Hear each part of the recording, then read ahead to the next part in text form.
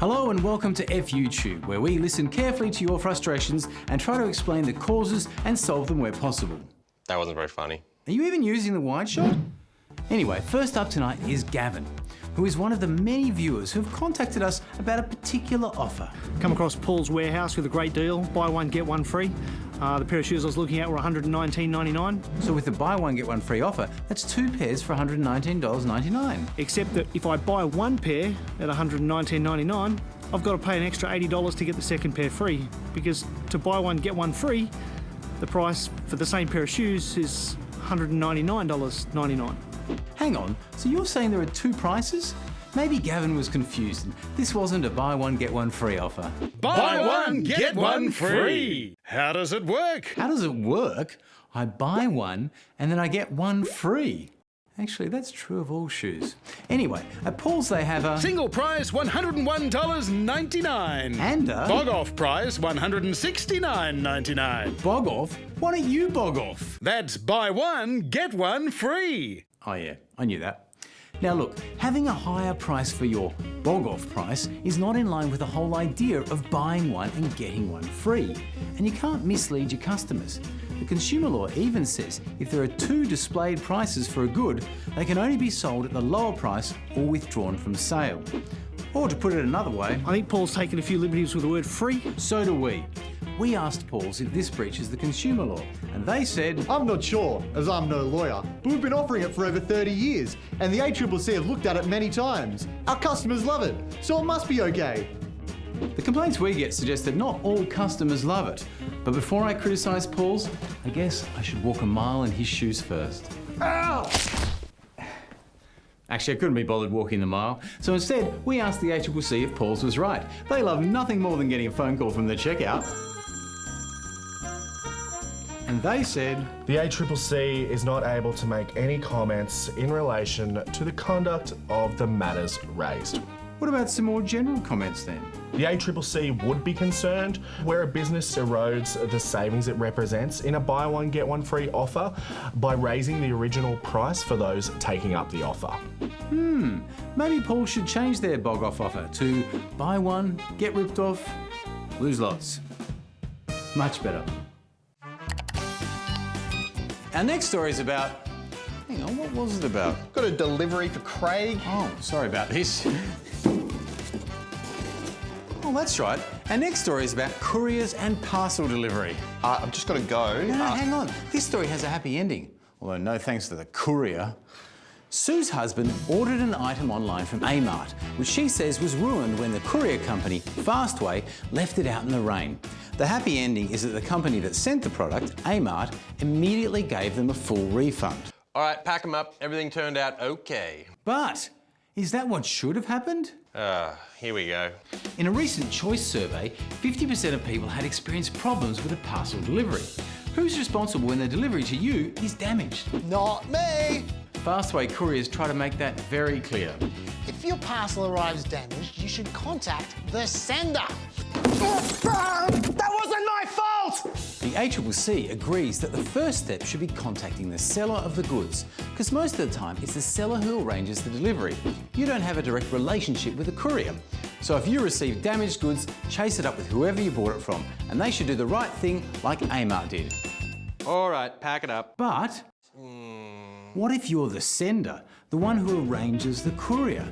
That's what Richard often does, and he's really annoyed by his courier's contracts. If we don't pay extra for insurance and your courier company loses or damages a product, then we have to pay for a replacement and pay for the courier company to take it again to the customer. So if a courier company loses or breaks the package you send, it's your responsibility unless you pay extra? Really? Services are supplied at your risk. You bear the risk of loss or damage to the goods unless we have agreed to extend the warranty. No extended warranty. But the consumer law says that services need to be carried out with due care and skill. And you would think that not losing or damaging goods is pretty integral to the service of delivering goods, not something you should have to pay extra for.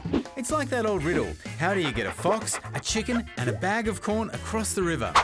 Answer, you don't give it to this guy. So the fox and the corn are in the boat, Hang on, what if the fox eats corn? This is so stupid.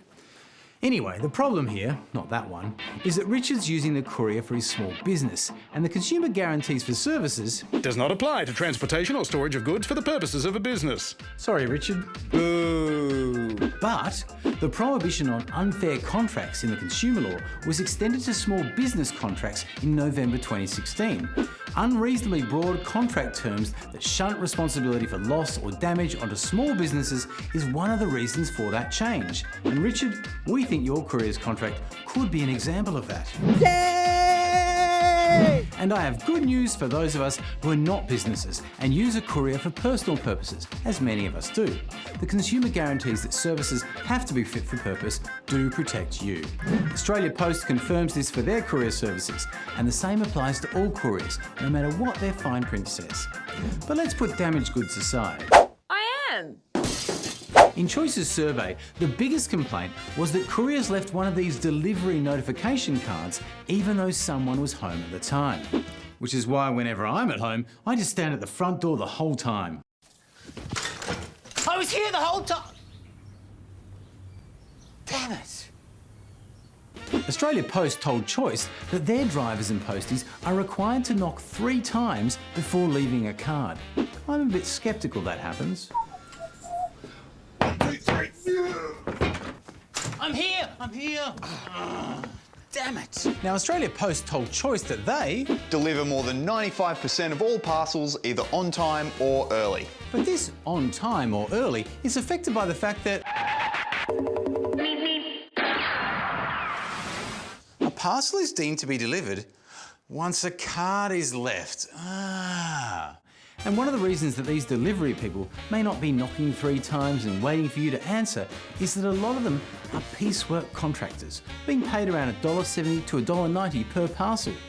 The union claims that they have to deliver around 250 parcels in 8 hours, just under 2 minutes per parcel. And that doesn't even include a toilet break. Aha! I got you! I just need to use the toilet. Not the delivery I was hoping for. If you think you've been treated unfairly by a courier, there is a postal industry ombudsman.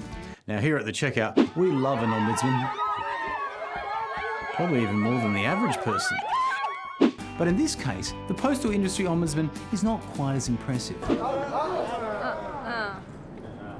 Look, it's not their fault. Thanks. Do you want my autograph? No. The problem is that only Australia Post is required to be subject to the postal ombudsman's oversight. Other couriers have to voluntarily register. And do you know how many of them have? 6? I was trying to build some tension, but yes, you're right. Here are the 6 companies that have registered.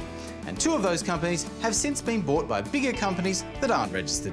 So if you have a problem with a courier, talk to the sender first. If you are the sender and the delivery wasn't for business purposes, remember you're covered by the consumer guarantees. And if you're using Australia Post or any of those other 4 companies, at least you can go to the Postal Industry Ombudsman. Yay, me! Shut up. Good night.